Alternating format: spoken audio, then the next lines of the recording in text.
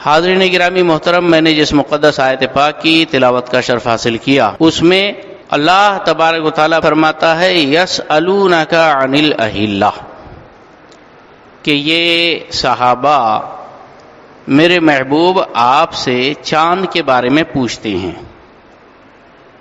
کہ یہ چاند شروعات میں باریک کیوں ہوتا ہے، دھیرے دھیرے موٹا ہوتے ہوتے ہوتے پورا گول نور سے بھر جاتا ہے، پھر دھیرے دھیرے چھوٹا ہوتے ہوتے ہوتے آنکھوں سے اوجل ہو جاتا ہے، اماوس آ جاتی ہے، کالی رات ہو جاتی ہے۔ سورج کے جیسا ہمیشہ ہر حال میں ایک حالت پر پورا بھرپور نظر کیوں نہیں آتا؟ یہ صحابہ کرام نے حضور سے دریافت کیا، سوال کیا ہے صحابہ نے، حضور سے جواب دے رہا ہے اللہ تعالی۔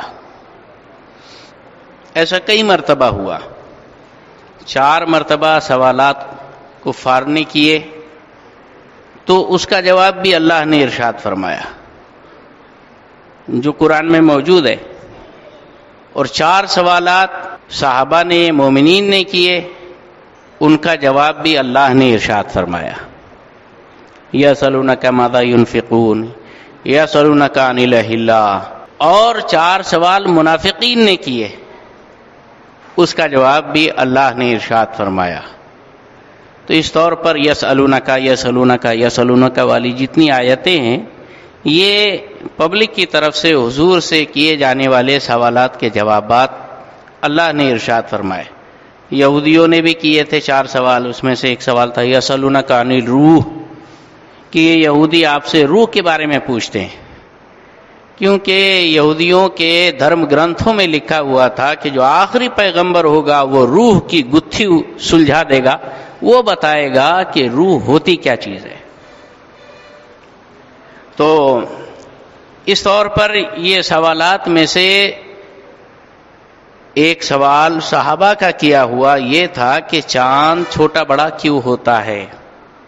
اللہ کے رسول صلی اللہ علیہ وسلم کو اللہ حکم دیتا ہے قل ہی مواقیت للناس، جواب میں کہہ دو میرے محبوب کہ یہ چاند کا چھوٹا بڑا ہونا لوگوں کو وقت معلوم کرنے کا ذریعہ ہے۔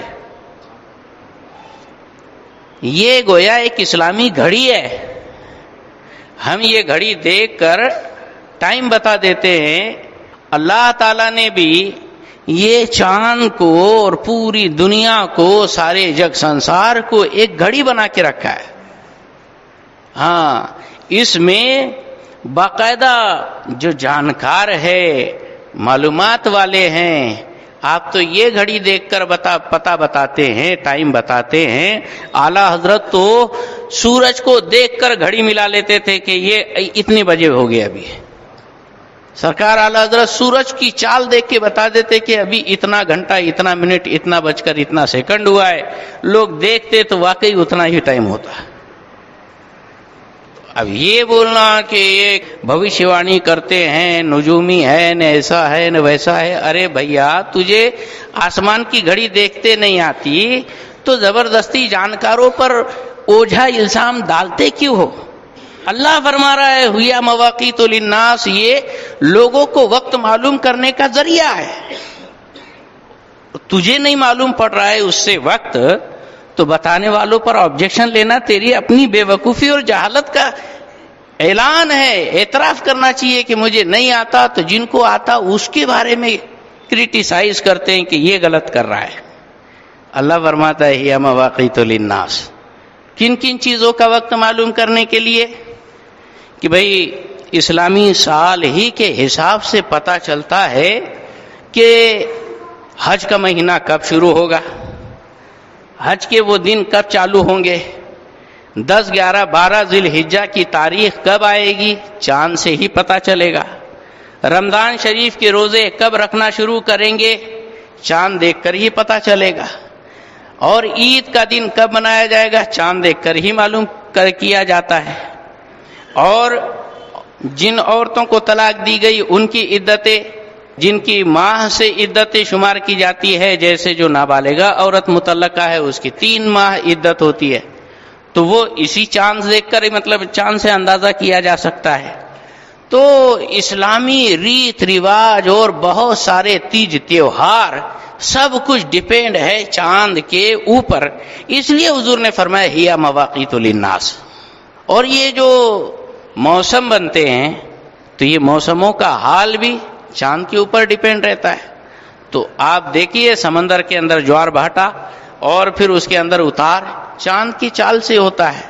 اللہ تعالیٰ نے ایسا کچھ اثرات ان کے اندر ڈال کے رکھے ہیں، تو اللہ کے رسول کو حکم دیا قل ہی مواقیت للناس، اس سے ٹائم معلوم کیا جاتا ہے چیزوں کا۔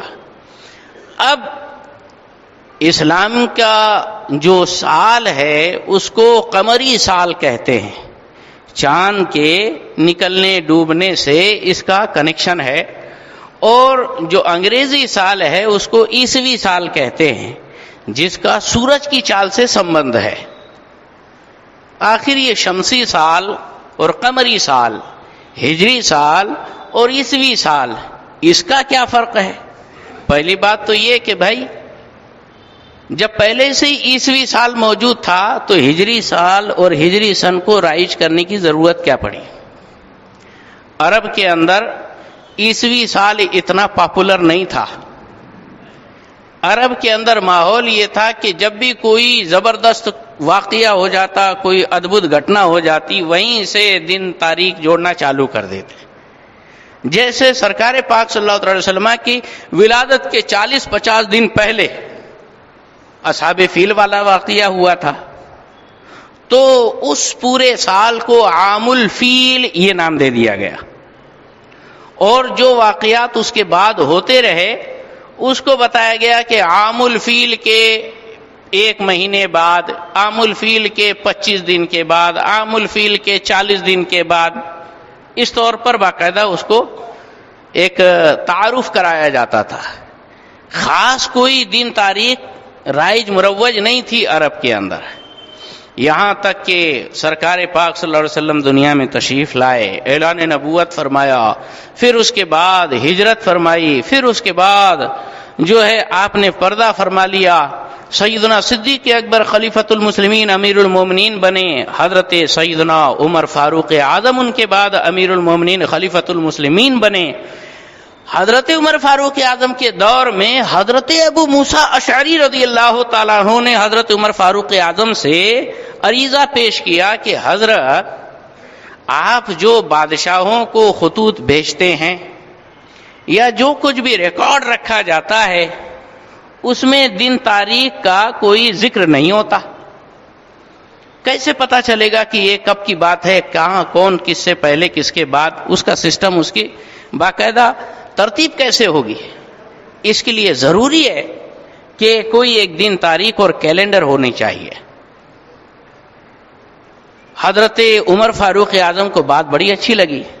سیدنا عمر فاروق اعظم نے بڑے بڑے صحابہ کرام اور ہوشیار، ذمہ دار، عقل مند صحابہ کو جمع کیا اور رائے رکھی، بات رکھی کہ بتائیے اب دن تاریخ اور اسلامی کیلنڈر جاری کرنا ہے تو کہاں سے جاری کیا جائے؟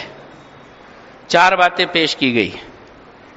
ایک صاحب نے عرض کیا کہ سرکار پاک صلی اللہ علیہ وسلم کی ولادت کے دن سے اسلامی سال کا آغاز کیا جائے۔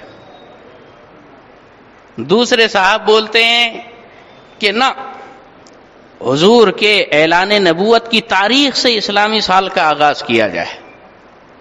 تیسرے صاحب بولتے ہیں کہ نہیں، ہجرت کے دن سے اسلامی سال کا آغاز کیا جائے۔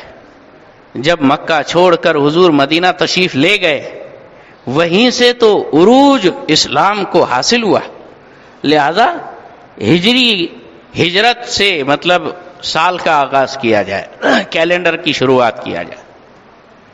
اور چوتھے صاحب کہتے ہیں کہ حضور کے وصال فرمانے اور پردہ فرمانے سے اسلامی کیلنڈر کا آغاز کیا جائے۔ 4 رائے رکھی گئی۔ حضرت عمر فاروق اعظم خلیفۃ المسلمین امیر المومنین الموافق رائیہ بالوحی والکتاب، جن کی رائے وحی الہی اور کتاب اللہ کے موافق ہوتی تھی.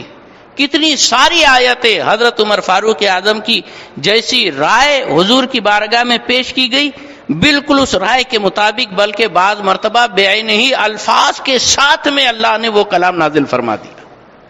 یہ شان تھی عمر فاروق اعظم کی. اور فاروق تو فاروق تھے، فارق الحق تھے، والباطل، حق و باطل میں فیصلہ کرنے والے، دودھ کا دودھ پانی کا پانی. آپ نے اس میں فیصلہ کیا کہ دیکھیے ولادت سے آغاز کرنا مناسب نہیں، اعلان نبوت سے بھی آغاز کرنا مناسب نہیں. صحیح معنوں میں عروج جو تھا، اسلام کے عروج کی بنیاد ہجرت سے شروع ہوئی. ہجرت سے شروعات کرنا مناسب رہے گا. حضور کے وصال فرمانا تو پورا سال ہی عام الحزن تھا، مسلمانوں کے لیے بڑے غم و الم کا سال تھا. لہذا وفات کے سال سے اسلامی سال شروعات نہ کیے جائے، ہجرت سے شروع کیا جائے. فائنل ہو گیا. اب دوسرا پرپوزل آیا کہ بھائی دوسری بات، پہلا مہینہ کون سا، پہلا مہینہ کون سا. تب الگ الگ لوگوں نے الگ الگ رائے پیش کی. یہ مہینے کو پہلا مہینہ اسلام کا بنایا جائے، یہ مہینے کو پہلا مہینہ، وہ مہینے کو پہلا مہینہ.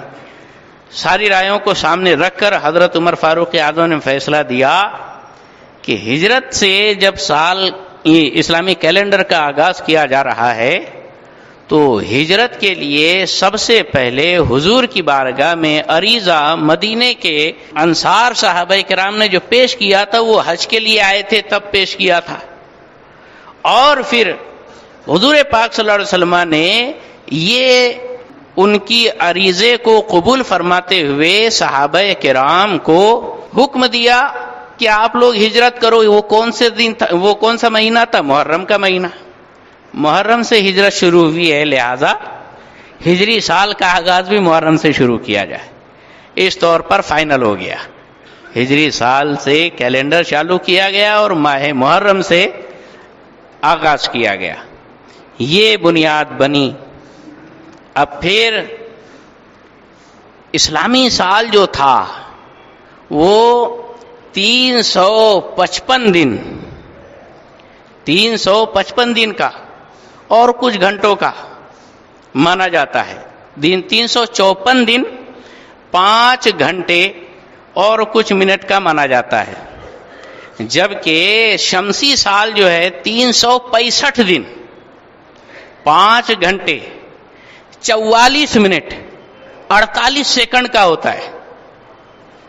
جو عیسوی سال ہوتا ہے پورا 365 دن نہیں ہوتا، بلکہ 365 دن 5 گھنٹے 44 منٹ 48 سیکنڈ کا ہوتا ہے. یعنی قریب قریب 6 گھنٹے کے اندر 15-16 منٹ کا فاصلہ رہتا ہے. کم 6 گھنٹے میں 15 منٹ کے آس پاس کم رہتا ہے. تو اس کو پورا 6 گھنٹہ مان لیتے ہیں، اور 4 سال کے اندر یہ 6 گھنٹے ایکسٹرا جو ہوتے ہیں وہ 24 گھنٹے مان کر ایک دن لیپ کا سال فروری کے مہینے کو 29 دن کا مان لیتے ہیں. لیکن چونکہ پورا 6 گھنٹہ تو ہے نہیں، اس میں بھی 15 سے 14-15 منٹ کم ہے، تو پورے 100 سال ہونے کے بعد وہ لیپ کا سال شمار نہیں کیا جاتا، اور اس طور پر یہ گیپ میچ کیا جاتا ہے 100 سال کے اندر. پھر 100 سال کے بعد پھر وہی کیلنڈر چالو ہوتا ہے کہ آج جس دن جس تاریخ کو سورج طلوع ہوا، 100 سال کے بعد اس دن اس تاریخ کو اسی ٹائمنگ پر سورج طلوع ہونے والا ہے. یہ سسٹم ہے. آپ کو تعجب ہوگا، یہ سورج چل رہا ہے، یہ چاند چل رہا ہے، یہ اللہ کی بنائی ہوئی گھڑی ہے. ہماری گھڑی تو کبھی آگے پیچھے ہو جاتی ہے. مؤذن صاحب کو ہفتہ 10 دن میں 1-8 منٹ آگے پیچھے کر کے اس کو ایڈجسٹ کرنا پڑتا ہے، سدھارنا پڑتا ہے. 1000 سیٹلائٹ سے چل رہی ہے لیکن پھر بھی سیکنڈوں کا فرق ہوتا ہے. کبھی باغوان پورے کی اذان پہلے ہو رہی تو کبھی بعد میں ہو رہی، ہوتا ہے کہ نہیں؟ ہاں، لیکن اللہ کی گھڑی میں کوئی فرق نہیں آتا.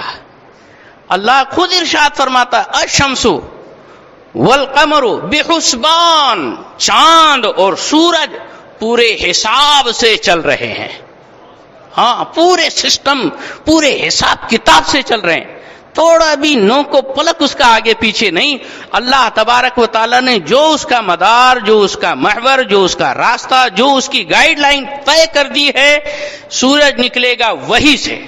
جس دن، جس تاریخ کو، جس وقت، جس سیکنڈ پر اللہ نے طلوع لکھ دیا، اسی وقت وہ طلوع ہوگا. ہمارے ناسک کے لیے یہ ٹائم، بمبئی کے لیے الگ ٹائم، مدراس کے لیے الگ ٹائم، کلکتہ کے لیے الگ ٹائم. یہ اللہ کی قائم کردہ گھڑی ہے جو آسمان پر چل رہی ہے، پورے چاند سورج ستاروں کے حساب سے چل رہی ہے.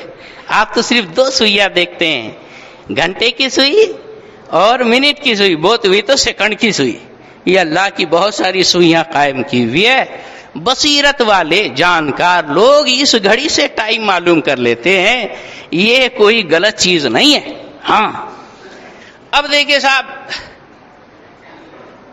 تو اسلامی سال یہ عیسوی سال سے قریب 10 سے 11 دن چھوٹا ہوتا ہے عام طور پر. اب اللہ تبارک و تعالیٰ کی شان دیکھیے کہ اسلامی سال جو اللہ تعالیٰ نے مقرر کیا، اس کے بارے میں سیکھنا، معلومات حاصل کرنا فرض کفایہ ہے. اگر ایک نے بھی اس کے بارے میں سیکھا نہیں تو سارے گنہگار ہوں گے، اور اگر ایک آدھ نے سیکھ لیا تو سارے فرض سے چھٹکارا پا گئے. لیکن یہاں معاملہ ہی الٹا ہو جا رہا ہے. جو سیکھ لیا اس کو بولتے کہ یہ جادوگری کرتا ہے، اندھوں میں اکھیارا بیچارہ پریشان ہوتا ہے، وہ والی حالت ہے. اللہ تبارک و تعالیٰ نے یہ سسٹم بنایا ہے، اور اس کے پیچھے اللہ تبارک و تعالیٰ نے بہت ساری حکمتیں رکھی ہے. وہ حکمتوں کو ہمیں پہچاننا چاہیے. اور سسٹم بھی کتنا زوردار. اللہ اکبر. الشمس تجری لمستقر لها ذالک تقدیر العزیز العلیم. سورج جو ہے چلتا ہے اپنے مستقر، اپنے مدار، اپنے راستے پر، اپنے گائیڈ لائن ہی پر چلتا ہے. یہ جو اس کے چال ہے، اللہ نے اس سورج کے لیے تقدیر کی طرح فٹ کر دی ہے.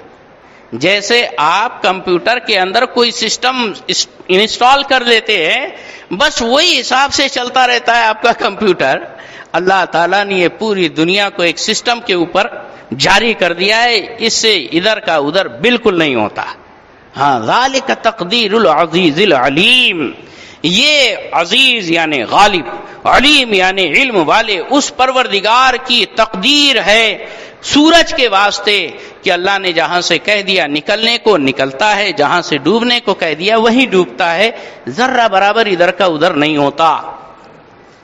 اب وہ بڑے بولتے ہیں کہ نگاہ ولی سے کیا ہوتا.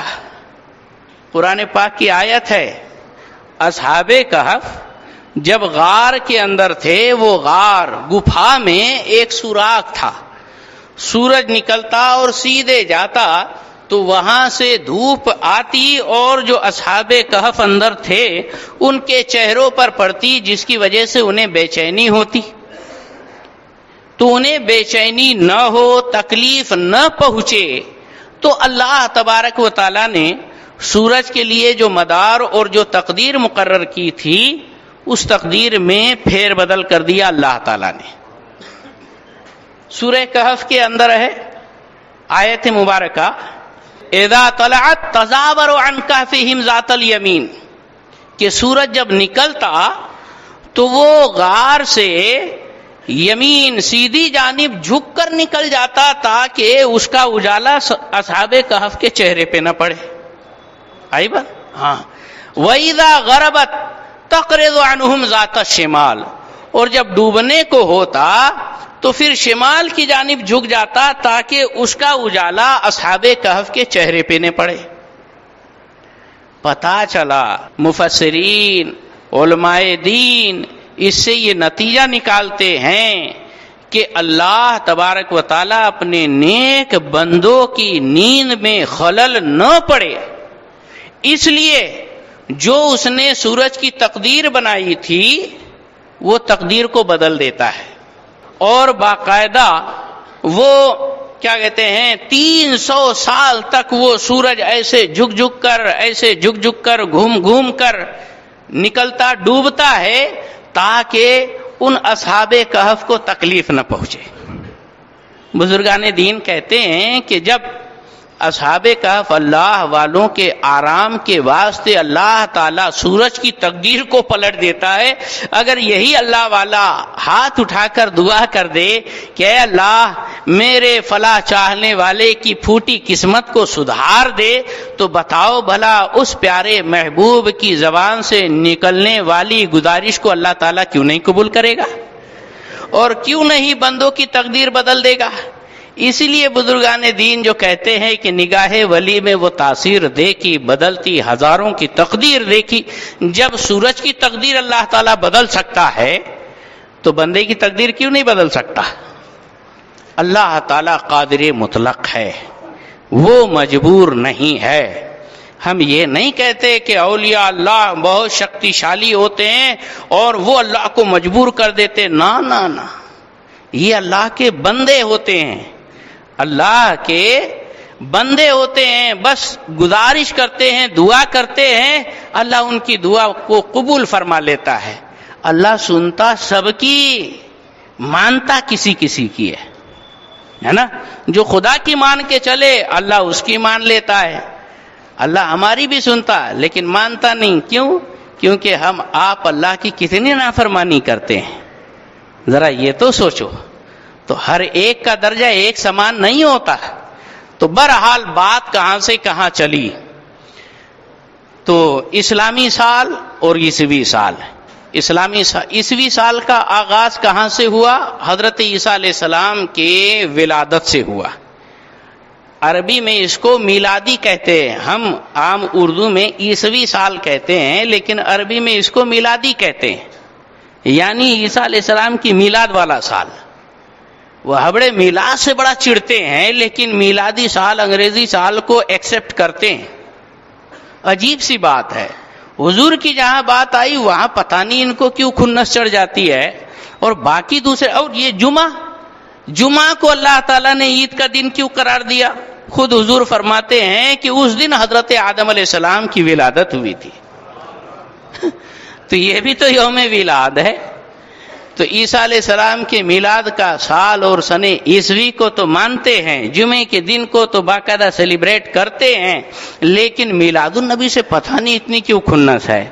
اللہ اکبر، ذکر روکے فضل کاٹے نقص کا جو یا رہے، پھر کہے مردک کہ ہوں امت رسول اللہ کی۔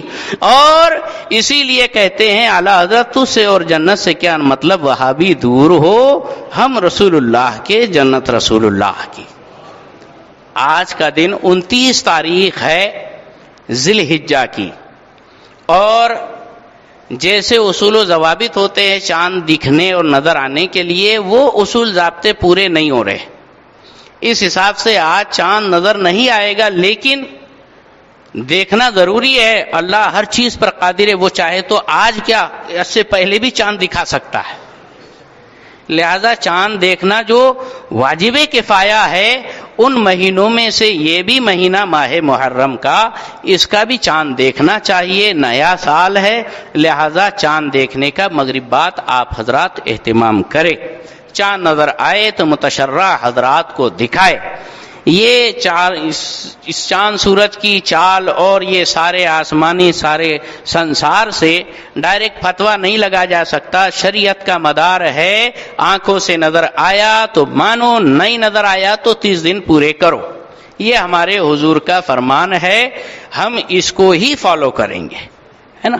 لہذا آج آپ چاند دیکھنے کی کوشش کیجئے گا، نظر آ گیا تو اچھی بات ہے، نہیں نظر آیا تو 30 دن پورے کریں گے، اور پھر کل پھر چاند رات ہوگی۔ پھر چلیے، اللہ تبارک و تعالی ہم سب کو عمل کرنے کی توفیق رفیق عطا فرمائے۔ السلام علیکم۔